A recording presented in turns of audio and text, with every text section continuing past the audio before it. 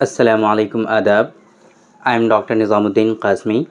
I am a sexual disorders and infertility specialist working here at Saira Healthcare and Hijama Center, Barabanki Uttar Pradesh. देखिए, male infertility के बारे में हमने कई सारी वीडियोस में आप लोगों को बताया है।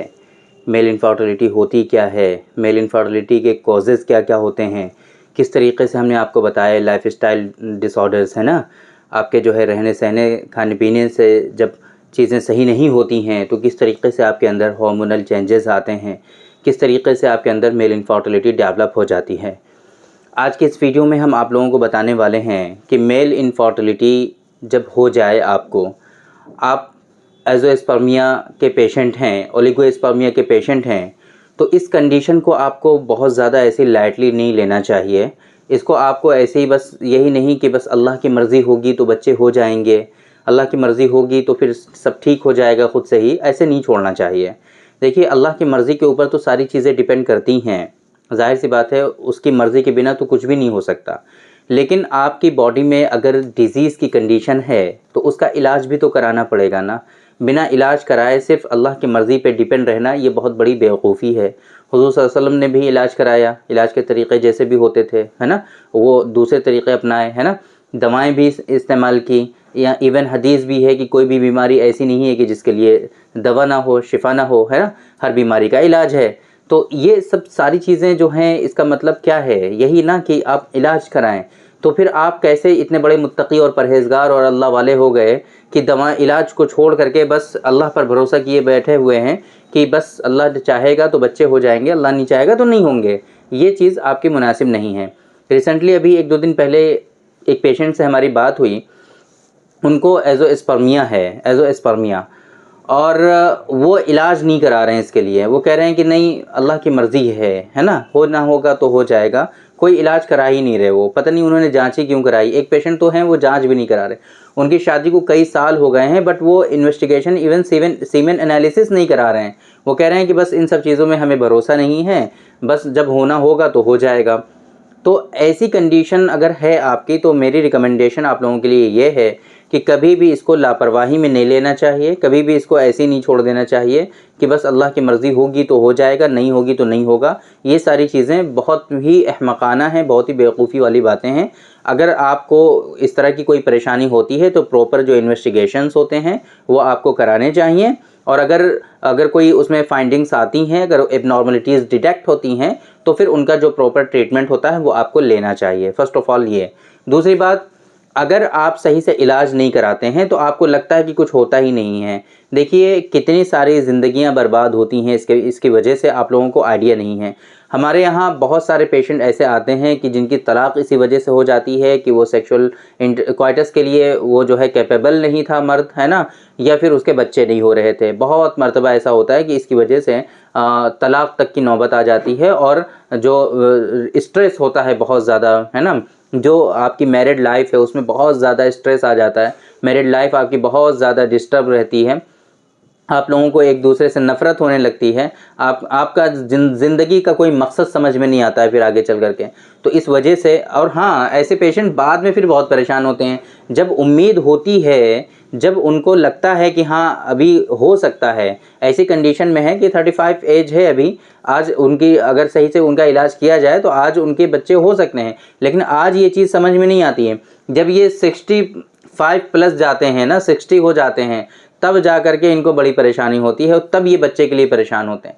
तो उस वक्त परेशान होने से कोई फ़ायदा नहीं होता है। तो आपको जब सही से इलाज की कदर करनी चाहिए तब आपको करनी चाहिए, बाद में परेशान नहीं होना आपको, ठीक है। तो एक तो ये कि इससे स्ट्रेस बहुत ज़्यादा होता है, आपका जो है कारोबार में, बिज़नेस में, जॉब में, आपका जो भी प्रोफेशन है उसमें आपका काम और मन लगना बंद हो जाता है, काम करने का दिल नहीं करता है, काम आपका जो है पिछड़ता चला जाता है। तो गोया कि आप एक तरह से फाइनेंशियली भी वीक होते चले जाते हैं। एक बात तो ये।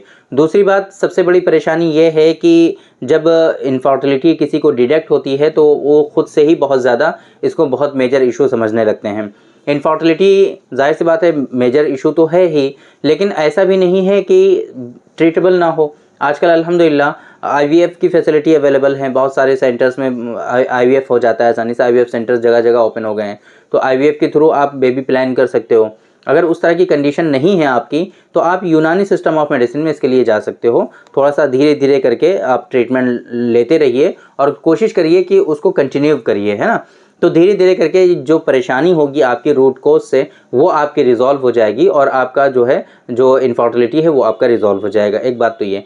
तीसरी बात जो बहुत परेशानी होती है इसमें वो ये होती है कि जब इनफर्टिलिटी किसी शख्स में होती है तो फिर उसको एक्सपेंसेस का बहुत ज़्यादा एडजस्टमेंट करना पड़ता है, क्योंकि ये जो दवाएं होती हैं ये थोड़ी सी कॉस्टली होती हैं। इनफर्टिलिटी के लिए जो ट्रीटमेंट अवेलेबल होते हैं ये थोड़े से कॉस्टली होते हैं, इनकी जो दवाएं होती हैं बहुत कॉस्टली होती हैं, तो फिर इस वजह से एक्सपेंसेस आपको थोड़े से मैनेज करने पड़ते हैं। ये कॉम्प्लिकेशंस हैं, ड्रॉबैक है इसका इनफर्टिलिटी के ट्रीटमेंट का। एक और इम्पॉर्टेंट चीज़ कि हम लोग इनफर्टिलिटी को ऐसे ही छोड़ देते हैं, सोचते हैं कि होगा कि नहीं होगा। बहुत मर्तबा ऐसा होता है कि इनफर्टिलिटी जिन पेशेंट में होती है उन पेशेंट में आगे चल करके टेस्टिकुलर कैंसर के चांसेस होते हैं। रिस्क होता है बहुत ज़्यादा कि उनको टेस्टिकुलर कैंसर हो जाए, रिस्क होता है बहुत ज़्यादा कि उनको प्रोस्टेट कैंसर हो जाए, उनको कोलोन कैंसर हो जाए। इस तरह के कैंसर्स के भी उनके ऐसे लोगों के अंदर चांसेस होते हैं, रिस्क होता है। तो फिर इस वजह से आप लोगों को कभी भी अगर इनफर्टिलिटी है आपके अंदर तो इसको ऐसे ही नहीं छोड़ना चाहिए, इसको ऐसे ही अल्लाह की मर्ज़ी पे बिल्कुल नहीं डालना चाहिए, है ना। आपको ट्रीटमेंट प्रॉपर वे में ज़रूर लेना चाहिए। देखिए अल्लाह की मर्ज़ी हर चीज़ में शामिल होती है ना। अल्लाह की मर्ज़ी और उसकी इजाज़त के बगैर तो कुछ भी नहीं हो सकता, एक दर्रा भी नहीं हिल सकता। ये तो सब हम लोगों का ईमान है, लेकिन अल्लाह ताला ने ही तो इलाज के तरीक़े बताए हैं, है ना। अल्लाह ताला ही ने तो बताए हैं कि किस तरीके से आपको इलाज करना है। कलौंजी के बारे में हदीस है कि हर मर्ज़ से शिफा है ना। तो डिज़ीज़ और शिफा, बीमारी और शिफा का ताल्लुक़ तो हमारे यहाँ इस्लाम में है कि किस तरीके से इलाज करना है, किस तरीके से क्या करना है। और सबसे बड़े हकीम तो हमारे हुज़ूर सल्लल्लाहु अलैहि वसल्लम थे ऑलरेडी, है ना। तिब्ब नबवी का पूरा एक कॉन्सेप्ट है हमारे यहाँ। तो फिर ये ऐसा तो है नहीं कि ये कोई अलग से चीज़ कर रहे हैं और गैर ईमानी चीज़ है, आप इलाज कराएंगे तो फिर आपका ईमान ख़त्म हो जाएगा, ईमान सल्ब हो जाएगा, ऐसा हरगिज़ नहीं है इसमें। आप लोगों को हमेशा कोशिश करनी चाहिए कि जब भी आपको बीमारी हो प्रॉपर वे में इसका ट्रीटमेंट लें और इस तरीके से लाइलाज बीमारियां ना छोड़ें, है ना। बीमारियों को ऐसे नॉन ट्रीटेबल कंडीशन में बिल्कुल नहीं डालना चाहिए। उसकी वजह से फिर बहुत सारे कॉम्प्लिकेशंस होते हैं, जैसे कि मैंने आप लोगों को बताया कि इनफर्टिलिटी के क्या क्या कॉम्प्लिकेशंस होते हैं। तो आज की इस वीडियो में हमने डिस्कस किया कि अगर इनफर्टिलिटी है आपको और आप इलाज नहीं करते हैं तो उसकी वजह से आपके अंदर क्या क्या परेशानियां आती हैं, आपकी फैमिली में, आपके रिश्ते में क्या क्या परेशानियां आती हैं, और इसी तरीके से आपकी बॉडी में किस तरीके से इवन कैंसर्स तक जो है डेवलप होने के चांसेस होते हैं, रिस्क होता है। तो आप लोग हमेशा इसका प्रॉपर जो ट्रीटमेंट होता है उसको फॉलो करिए और सही से इलाज करिए ताकि ये जो डिजीज़ हैं प्रॉपर वे में क्योर हो सकें और ये बीमारियां आपकी जड़ से ख़त्म हो सकें। तो उम्मीद करते हैं कि आज के इस वीडियो से आप लोगों को फ़ायदा हुआ होगा और ये जो बातें हमने आप लोगों को बताने की कोशिश की हैं आप लोगों को समझ में आई होंगी। तो थैंक यू वेरी मच, बहुत बहुत शुक्रिया आपका। आज के इस वीडियो में इतना ही। इंशाअल्लाह कल फिर मुलाकात होगी आपसे एक दूसरी वीडियो में, हम डिस्कस करेंगे आपसे एक दूसरे टॉपिक पर। तब तक के लिए आप हमें इजाज़त दीजिए। अस्सलामु अलैकुम।